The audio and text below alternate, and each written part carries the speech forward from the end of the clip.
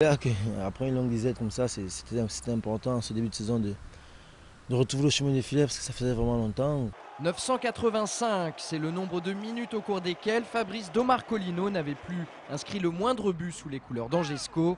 La dernière fois, c'était le 25 janvier 2008 sur le terrain d'Ajaccio. À l'époque, le SCO avait concédé le nul un partout.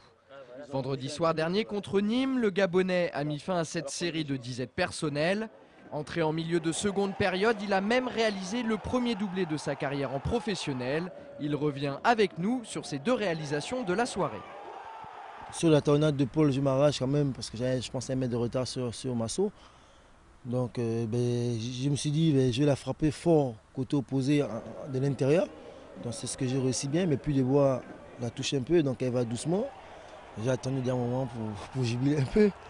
Et sur le deuxième, c'est Flotte qui met une balle dans la boîte. Donc je sens Philippe en difficulté avec un défenseur. Donc je lui crie qu'il me la remette. Il me la remet très bien en étant déséquilibré. Donc je ne me suis pas posé de questions. J'ai frappé fort devant le but et puis ça paye. Pourtant, le début de saison du meilleur buteur de National en 2006-2007 a été difficile. Plusieurs raisons à cela. Tout d'abord, des pépins physiques durant l'intersaison. Ensuite, il a participé aux éliminatoires de la Coupe du Monde 2010 avec le Gabon.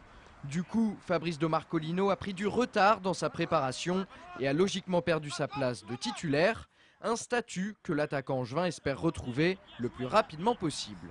Quand on était titulaire, souvent, que ce soit ici ou je suis passé avant d'arriver ici, c'est toujours pas facile à gérer. Maintenant, après, il faut aussi relativiser. Il faut peser le pour le contre. Moi, je sais que là, je viens de loin parce que bon, j'ai eu une intersaison un peu tronquée par ma blessure et puis mon retard à cause de la sélection. Avec mes formes physiques, donc j'avais un peu de retard aussi par rapport aux autres. Après, comme je dis, il faut vraiment prendre le pour le contre, bien peser les choses, savoir qu'il y a des efforts à faire, il faut les faire pour pouvoir espérer retrouver une place de titulaire. Maintenant, moi, je suis en train d'essayer de les faire du mieux possible. J'espère continuer sur ma lancée et de retrouver ma place. Pour Jean-Louis Garcia, l'entraîneur d'Angers, Fabrice Domarcolino a tout simplement récolté le fruit de son travail. Il a fait des efforts, on lui a demandé des sacrifices, il les a faits. Et très logiquement, il a retrouvé sa vivacité gestuelle, sa qualité de déplacement et son efficacité devant le but. Donc on a toujours cru en Fabrice, mais il fallait le bon timing. Aujourd'hui, on est très heureux pour lui, mais je crois qu'il a bénéficié aussi du formidable travail de Jean-François pendant 1h10, qui a fait une excellente rentrée. Donc voilà, il a pris le relais de finisseur aujourd'hui d'un Paul Aloué-Foulou qui a été assez malheureux. Donc on ne peut que s'en contenter, mais on connaissait la qualité de Fabrice.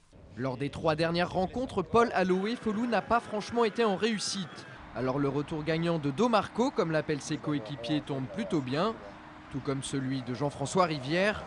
Recruté cet été par le club angevin après 4 saisons à Niort, il a été titularisé pour la première fois cette saison contre Nîmes vendredi dernier.